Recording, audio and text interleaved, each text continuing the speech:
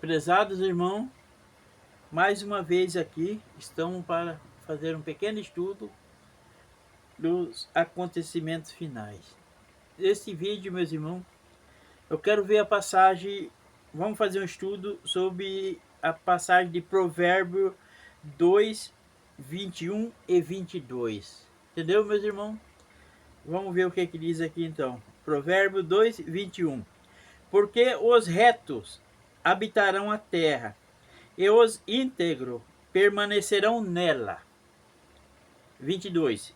Mas os perversos, os pecadores, serão eliminados da terra, e os infiéis serão dela arrancados.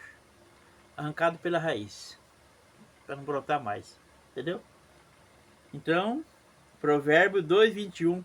Porque os retos habitarão a terra. Os retos quer dizer os justos, né? Habitarão a terra. Os íntegros permanecerão nela. Veja o que diz? Permanecerão nela. Quem será arrancado da terra? Os pecadores. Provérbio 2, 22 diz: mas os perversos, os pecadores, serão arrancados da terra. O que quer dizer isso, meus irmãos? Isso que é uma profecia, meu irmão. Isso que já aconteceu uma vez, meus irmãos. Entendeu? Tem um exemplo do passado. O que aconteceu no tempo de Noé? Noé era um homem justo.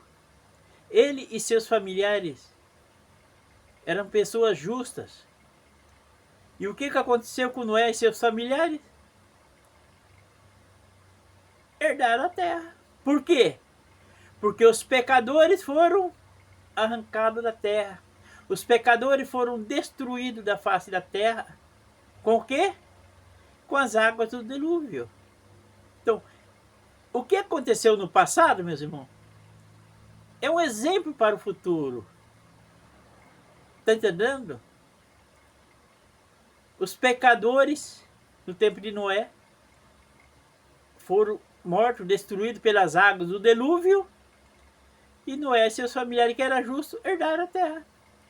Os irmãos podem ver essa história lá em Gênesis 9, 1. Né? Gênesis 9, verso 1. Ali conta a história de Noé e seus familiares, que herdaram a terra. Depois, com a morte de Noé, com o passar das gerações, tá entendendo? O pecado foi entrando na terra, foi acumulando e chegou até hoje. Os irmãos conhecem essa história. Entendeu, irmão? Então já aconteceu no passado e foi dado como exemplo para o futuro. Né? Provérbio 2, 21. Porque os retos, os justos permanecerão nela.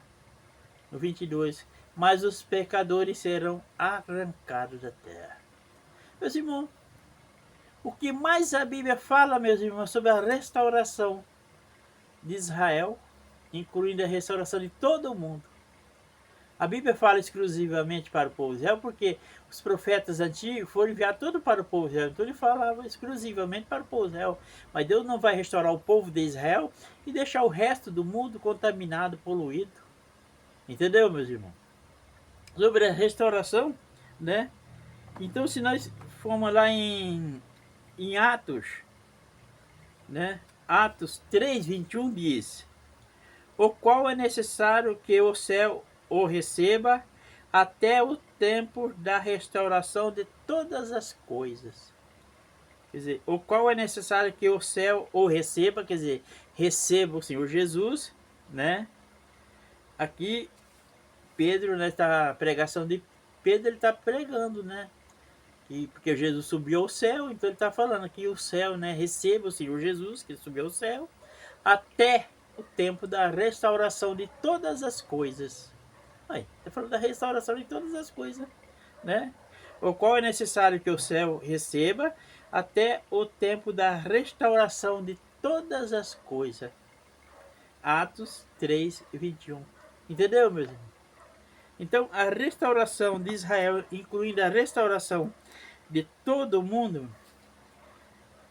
é o que mais a Bíblia fala, meus irmãos. Está entendendo? O que a Bíblia fala? Os justos herdarão a terra. Né? Muitos irmãos pregam que eternamente eu vou morar no céu. Concordo, Jesus falou. Erai não conhecendo a Escritura, nem o poder de Deus, porque no céu não se casa, não se dá em casamento, seremos como os anjos. Né? Como os anjos, seremos espírito. João 14:2, Jesus falou, vou preparar lugar, porque na casa do meu pai há muitas moradas.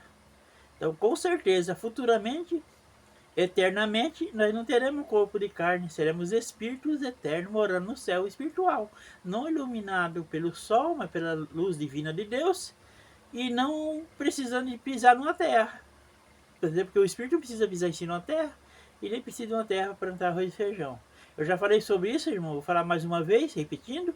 Nós, no corpo da carne, nós precisamos do conjunto céu astral, o céu com seu astro, o sol, a lua, as estrelas, e uma terra para nós pisar em cima dela e plantar arroz e feijão. Tá entendendo? Então, nós na carne, nós precisamos desse conjunto, céu astral, o sol, a lua, as estrelas, e uma terra para pisar em cima.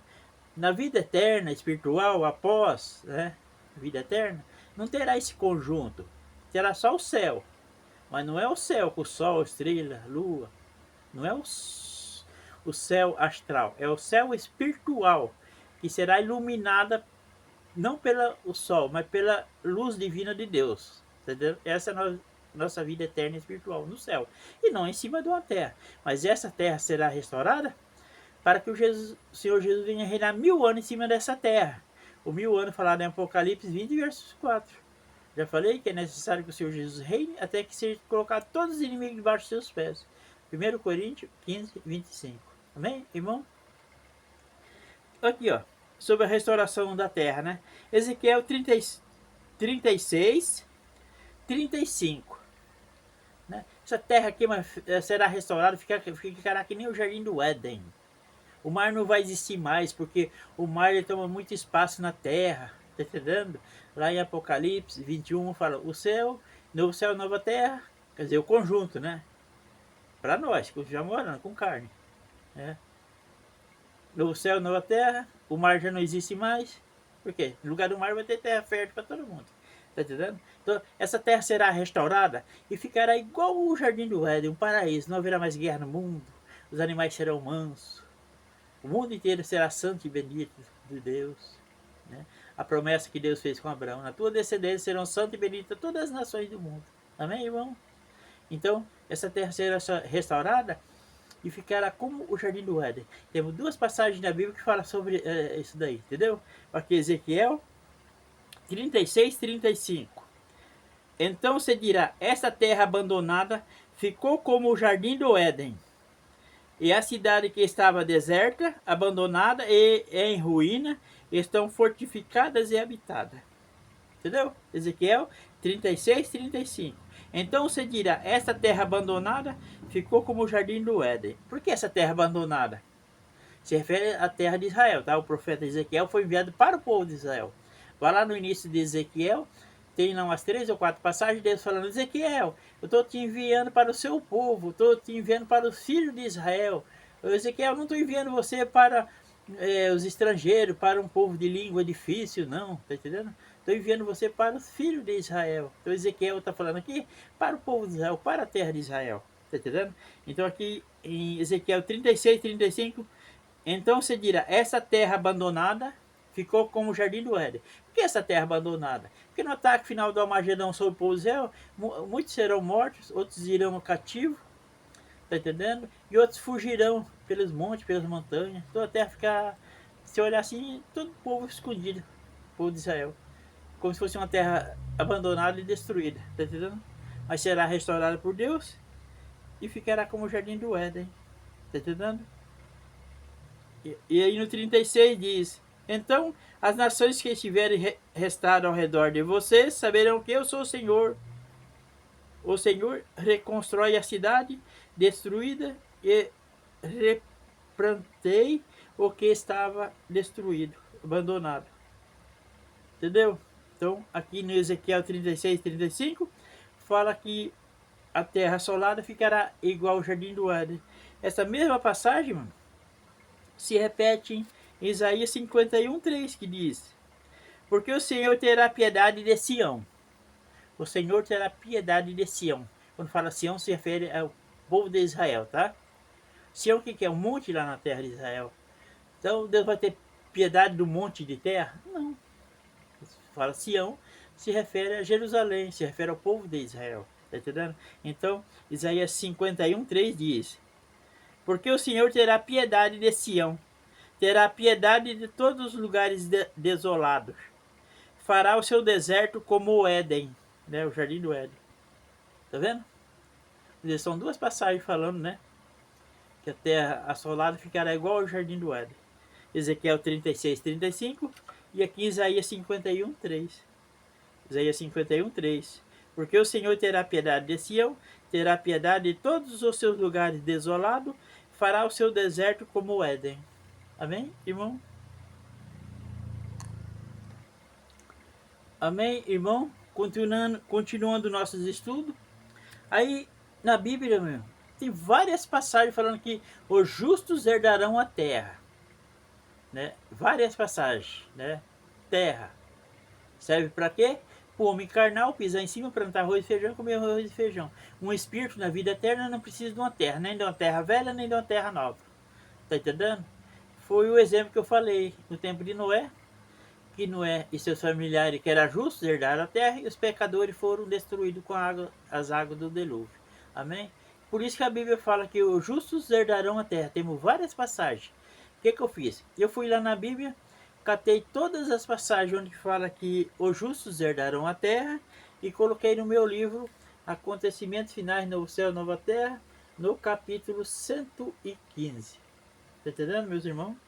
Então, no capítulo 115 do meu livro Acontecimentos Finais, Novo Céu, Nova Terra, pela editora Viseu, está na Amazon, Magalu, livro físico, livro digital, outros sites também, está entendendo?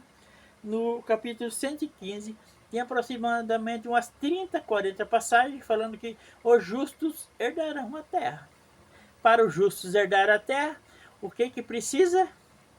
Os pecadores serão arrancados dela.